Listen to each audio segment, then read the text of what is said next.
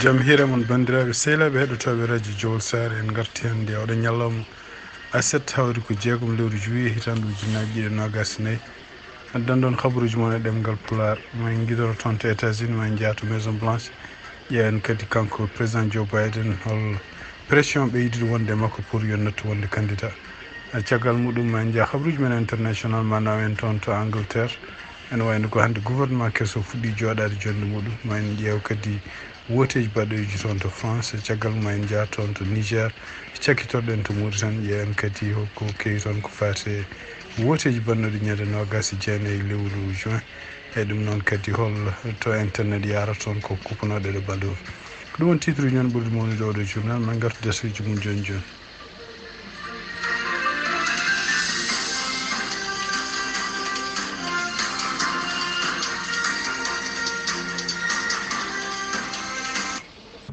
guettoɗen habaruji men ko toon to États-Unis hono kanko président Joe Biden e tugnade kadi konnguɗi gummiɗi toon to Maison Blanche en wayno mon continue hande wiide wonde ko oppata wonde candidat ɗum noon en wayno ko caggal nde kadi teskira oɗo saha joni hono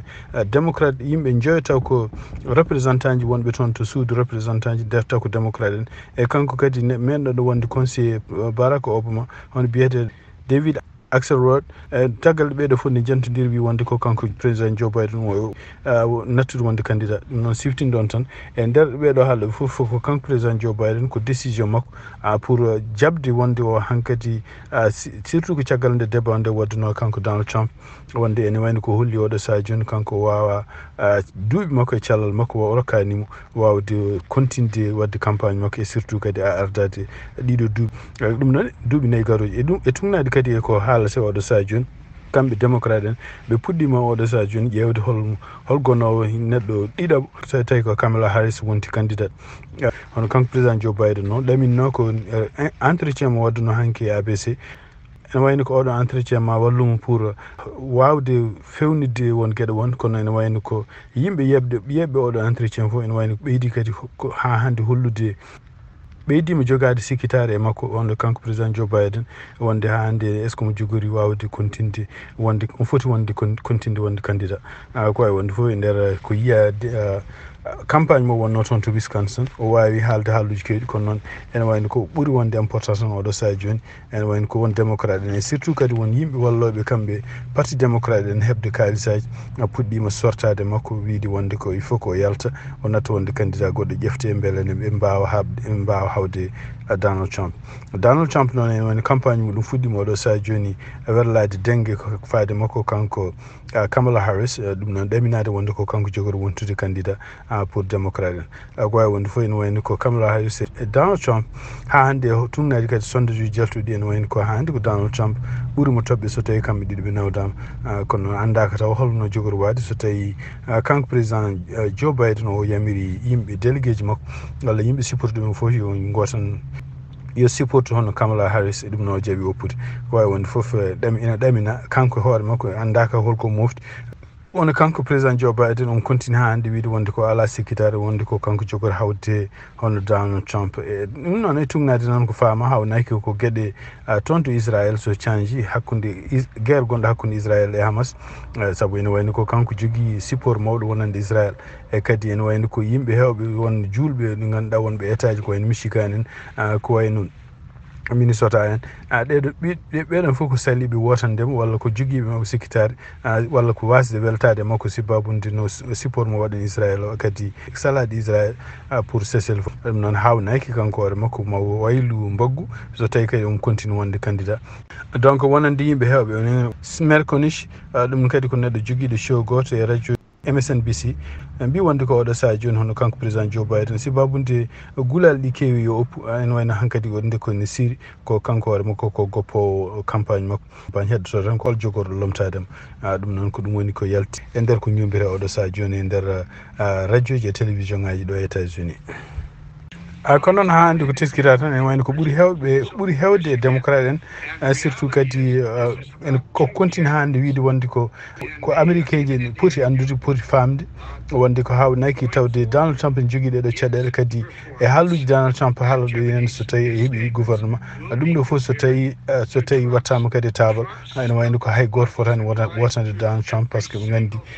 artide Donald Trump e laamu ene wayno ko bonne ko warde démocratie ɗo e États-Unis e surtout ɗon e nder konngol makko kanko congressman jeeyaɗo to Californie wi wonde ko so tawi ƴeewama wosoɓe ɓeɗo ɗiɗi ene wayno ko kanko hakkude makko kanko Donald Trump e kanko Joe Biden ala jogotoɗo toon sikkitare wonde ko kanko président Joe Biden mo wawatan ɗum noon koye konngol kanko biyeteɗo Jankara Mandi noon ko démocrate jeeyaɗo toon to Californie toon to Mauritanie e tungnade kadi habaruji gumriɗi toon to agence mauritienne d' information e kadi crédit ɗum windi ɗum hono kamɓe gouvernement walla département d' état mo États-Unis ɗum ko affaire étrangére e kadi e laamu kanko président Joe Biden ɓe mbawi neldude jettore mabɓe to fade gardiɗo leydi Mauritanie Mohamed Cheikhul Ghazouani ɗum noon ko caggal nde woteji bannoɗi toon ñande nogas e jeenayyi lewru juin ɗiɗon ɓaskeji noon ene wayno jalti ko toon to ambassade mabɓe kamɓe États-Unis gonɗo toon to Nouakchott ɗum noon kadi ko hunde kadi ɓe biddi ɗum e Facebook nder ɓatake kadi ɓe kaaliɓe hen ɓe mbi wonde ko eɓe jogui sunare no fewi surtout yen gueɗe baɗɗe toon to Kahayɗi ha yimɓe maayi hen ɗum noon ko pelɓodiral bandungal toon hakkude waɗannoɓe seppannoɓe e kamɓe kadi dadiɓe jaabinoɓe arnoɓe toon ɗum noon ko guila e gendarmerie ji ha e policier ji ha e garde uji ɗum noon kadi ko message mo ganduɗa kamɓe ambassade des États-Unis ɓe mbiɗi ɗum e Facebook makko ummorade e laamorde États-Unis ha hande toon to Mauritanie caggal nde seppoji kewɗi mbaɗi toon e won guure won surtout wayno Nouakchott e Kahayɗi hono kamɓe dadiɓe walla ardiɓe laamu Mauritanie ɓe mbawino kuppude internet ɗum noon internet surtout ko mbiyata internet mobile eyyi ɗum noon ne wayno ko hay sinno ɗum ɗon wawi hadde au moins yimɓe wonɓe caggal leydi walla yimɓe wonɓe nder leydi mem ni wawde haaldude si babude kamɓe no laamu ngu wiiri ni pour beele ɓe dartina ɗiɗo tension ngaji ene wayno ko ɗum ɗon addi kadi ko wiyete battane bonɗe wonande joguiɓe business aji surtout yen liggortoɓe ko fate internet ene jeeya hen yimɓe ɓe ganduɗa fuɗɗiɓe wullitade oɗo saaha joni taw ko kañumen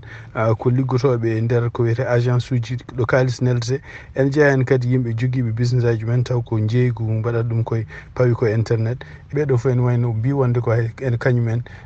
hay sindo ɗum ne wawi deññude leydi ndi haɗa yimɓe habde hen walla haaldude haalluji bonni surtout yen haalluji belteɗe médias sociaux ji ene wayno ɗum ɗo bonni business aji men ko e tungnade noon e habaruji jaltuɗi e jamma he hawnaki internet o arti fuɗɗima artude toon to Mauritanie wonande ko mbiyata internet mobile o men toon to Mauritanie cakkitotoɗen ko hono kamɓe conseil constitutionnel e dande walla e konngol secrétaire général ndeɗon fedde biyeteɗo Aminatou Mintel Halis o wi wonde ko ene wayno ko tungnade résultat ji ɗiɓe keeɓi ɗi e tungnade kadi wonde ko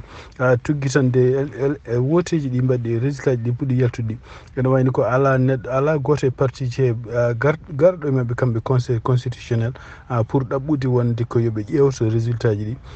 e tungnade kadi wonde ko oɗon délai dokkanoɗo o ɓenni guila ñande alarba ene wayno oɗo saaha joni ɓe mbawi wiide wonde ko tungnade résultat ji ɗi kaalaɗi ɓe mbawi wiide ko Mohamed Cheikhul Ghazouani ko kañum woni cuɓaɗo yo won gardoto leydi Mauritanie ɗum noon e wayno ko fuɗɗoto laamu makko laamu kesso deuxiéme makko mandat ko ñande 2 août hitande ujunnaji ɗiɗi e nogas nayyi ha hande e nder ko communiqué noɓe kaali ne mbi résultat ji ɗi henna ko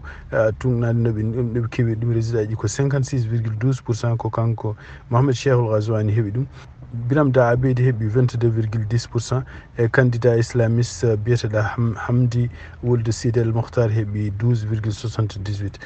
tungnade hande kadi e communiqué no ardi woteji ɗi mbaɗata nde ene wayno ko ala fof caɗele bannoɗo ɗum ene kono noon ene wayno ko caggal nde résultat ji jalti caɗele mbaɗi seeɗa ha yimɓe gañodiri hen ha woodi waraɓe hen surtout toon to Kahayɗi worgo leydi ndi ɗum noon ne wayno ko ha hande e nder candidat ji jeegom keddiɗi ɗi en ene wayno ko tato noddi kanko Mohamed Cheikhul Ghazouani pour yettudemo e résultat ji kaalaɗi ɗi kono Biram Da Abedi garɗo deuxiéme pour ko fate ɗiɗon résultat ji ene continue salade résultat ji ɗi tungnade hande Jeune Afrique e taw kadi ha reportaniɓe ko agence France Presse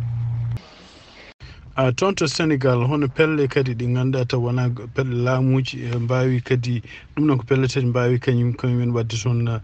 konngol ko mbiyata communiqué rendinde ɗum noon ko caggal nde kadi nde yimɓe heeɓa kocca toon to maaji océan atlantique ɗum noon koye nder guuro surtout ene wongo toon to banggue hirnangue rewo wuuro wiyetengo Ndiago ɗum noon ko toon to Mauritanie ɓeɗon yimɓe kadi ko ɓuuri hen hewde hen ko yimɓe jolnoɓe batuji men ummade toon to Sénégal surtout hakkude frontiére mabɓe kamɓe Sénégal e Gambie ɗum noɓe mbiri ko wuuro ɓe joliri toon ko wuuro wiyetengo Ndiodior ɗum noon e nder ko nde ɓe joli toon nde ɓe joli koye bateau mo ganduɗa gawirteɗi gandaɗi ɗi tawa oɗon bateau ne wanno kaɗon lande ne wanno hakke 190 neɗɗo ɗum noon firti oɗo saha ɗoɓe jarata ɗo ene waɗi hande yimɓe 90 neɗɗo mo yitaka taw kono ene wayno ko yimɓe garde yimɓe renoɓe maaje toon to Mauritanie mbawino huccude kene wona 69 ɓandu taw ko ɓeɗo enne ko wonnoɓe ɗiɗon batuji ko wawi wonde ko ene wayno ko ɗiɗon organisation ngaji ɓe mbi wonde ko alay saago yimɓe hawhoɓe toon to Sénégal surtout en organisation biyeteɗo action pour les droits humains et l'amitié ɓe mbiyata ADA ɗum kadi ko goto e ɗiɗon organisation ngaji taw arde ɗum ko Adama Beng o wi wonde ko Sénégal surtout en woodi gueɗe ɗe foti wadde surtout gueɗe ɗe ko wallude sukaɓe wonɓe toon ɓe pour dañde liggeyade wallude kadi jangde nde pour no yaari yesso wallude kadi situation ngaji surtout gurdam ɗam ha no saɓori o wawi kadi yennude hen hono surtout organisation ngaji walla leyɗele Europe kañumen koyemen wasde jogade peeje no mbawi jaɓɓorade ɓeɗo sukaɓe kono noon ene wayno ko e nder kadi ko yenni gouvernement Sénégal surtout laamu Sénégal ko surtout yen yimɓe wonɓe maayo ko mbiyata marine en pour wawde jogade systéme no wawi taw no wawi wonde maaji tout le temps pour kala nde jii yimɓe ne gone bateau ne wawi jaɓɓade ɗumen ne mbawi kadi wallude ɗumen guila maayani ko sakkidi ko toon hono kamɓe gardoɓe maayo toon Sénégal somin ɓenno o tan ɓe mbawi nangude laana goten waɗi 94 neɗɗo ne woni hen e ɓeɗon kadi ene wayno taw ko ɓeɗon suka kaɗon lana kadi waɗi sukaɓe ɓe ganduɗa ene ken wona yimɓe nogas siftindon tan e yimɓe nangaɓe walla yimɓe hoccaɓe toon to banggue Mauritanie to ɗum ɗo foof kadi ko hunde nde ganduɗa hulɓinide oɗo saha joni wonande kamɓe ɗiɗon organisation ngaji no kaali mbi wonde ko ɗum ɗo ko gueɗe ɗe ganduɗa alay saago laamu ardiɓe toon to laamu Sénégal ƴefte hen mesure aji ko yacci toon to ñami hono ɗeɗo leyɗele tati Afrique hono Burkina Faso Mali e Niger ɓe mbawino toon hande signinde kayitaji pour wiide hankkadi ene wayno ko fedde wiyetede AES ɗum noon ko alliance des états de l'Afrique du Sahel ene wayno ko hankkadi jibinama ɗum noon ko hande woni 6 lewru juillet ɗum noon ko samedi hande woni hankkadi ndeɗo fedde woni hankkadi fedde wonde hono kanko noon général Tiani ko kanko woni jaɓɓiɗo ɓeɗo en hono colonel Assimi Goïta e kanko kadi Ibrahima Traoré ɓe mbawi tengtinde wonde eɓe jogui anniya tinnude jokkodiral gongal hakkude leyɗele meɓe ɓeɗo tati ɗum noon jokkodiral ngal kadi koye banggueji kewɗi hono kanko noon malinajo Assimi Goïta o haali hen kadi o wi wonde ko ene wayno ko kanko jogor ardande ndeɗo fedde ɗo e duuɓi garoji e caggal muɗum kadi Burkina Faso kañum jogade bateau jogor wadde session goɗɗo baɗo ko fate session parlementaire ɗum noon e nde pour ndeɗo fedde ko wawi wonde fof ene wayno ko kamɓe ɓeɗo tato koɓe saliɓe ha hande haaldude CEDEAO saka artude muɗum e kadi ene wayno koɓe continue wadde jibru hakkude mabɓe e leyɗele keddiɗe Afrique ɗe siftindon tan ko jonde mabɓe hande e jooɗi toon hande ko balɗe tan haade jonde wonde waɗode toon to Abuja balɗe tan haade jonde wonde waɗore toon to Abuja taw ko leyɗele CEDEAO rendoɗo toon to Abuja e Nigéria ha hande habruji men international toon to Europe ene wayno ko hande woni ñalawma gadano hono kanko biyeteɗo Keir Starmer ene wayno koko hande waɗi batu makko gadano jeeya e gueɗe makko gadano ɗe fuɗɗoto haalde ko fate projet mo ganduɗa henne kanko Rishi Sunak o joguino pour nawde immigré ji walla yimɓe ɗanninoɓe toon to Angleterre arɓe taw ɓe ngala kayit lawol normal nawde ɗumen toon to Rwanda ene wayno ko oɗon projet no hono kamɓe parti mabɓe parti du travail ko yimɓe critique noɓe ɗum no fewi e kadi ko projet ni kay aduna fof ne critique no ɗum pourquoi ƴefde yimɓe réfugié ji arɓe toon to Grande Bretagne ma hande ɗumen nokkuji toon to Rwanda nawde ɗumen haade situation men réglade ko wawi wonde fof wi kanko ɗum ɗon mo annima ko gadan ko dartinde oɗon projet werlade ɗum saabu ko hunde nde ganduɗa pour mabɓe kamɓe parti du travail ko bonande kalis ha hande toon to union européenne ene wayno ko kanko gardiɗo leydi Hongrie ene wayno kadi ene wayno ko kanko woni joni gardiɗo kadi union européenne ɗum noon ko tour mabɓe kono ene wayno oɗo saa ɗeɗo balɗe ko critique ade surtout nde o foti toon hanki nde o invita toon to Moscou o foti toon e Vladimir Putin ɗum noon communauté européenne et surtout yenne kamɓe leydi Ukraine ɓe beltaki kanko oɗo pourquoi mo yaha toon kanko noon ko neɗɗo gila guerre hakkude Russie e Ukraine fuɗɗi ko kanko ko neɗɗo mo meeɗani critique de yennude leydi Russie pour naati toon de Ukraine ko kanko ko neɗɗo kadi mo meeɗani kañum hoore mum jabde wallude hono Ukraine pour horkude ɗumen perlaji ko sakkiti ko yehino toon de Ukraine o yomo na wawi ƴeftude feere pour no guerre o dartori toon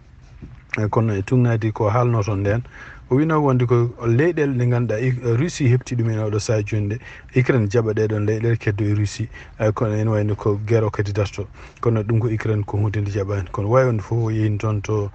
Russie toon to Moscou ene wayno ko o fottino toon e Vladimir Putin jagol makko toon ene wayno ko communauté européenne e kamɓe surtout kadi leydi Ukraine ɓe beltaki hen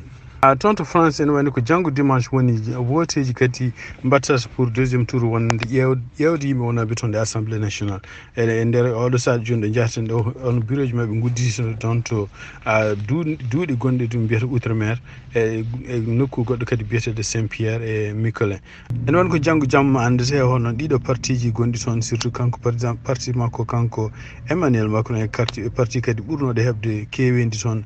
voteji dimanche ɓenni to hono kanko Jean-Marie Le Pen holle mabɓe jogorɗo ardade toon to assemblée nationale e siftinde on tan ko ɗiɗo voteji kadi gaari ko caggal nde kanko Emmanuel Macron o sammini yimɓe wonnoɓe toon to assemblée ɗum noon o wiide wonde ko si babude communauté européenne voteji mbanno ñanden wona kamɓe yimɓe surtout parti lundiɗi kamɓe ɓurno hewde wotonaɓe on e wiide e konngol makko wi wonde ko nani ko yimɓe France naɓe kaali e ɗum noon ko ɗum waɗi o sammina assemblée nationale o ƴeewa hol so tawi ko gouvernement makko jogori heddade ɓurde keweki walla ko taw ko yimɓe opposition jogori hebde ko way wonde fof ene wayni ko voteji ko janggo gasata jamma ƴeewe kadi so tawi won dañowo hen ko wiyete majorité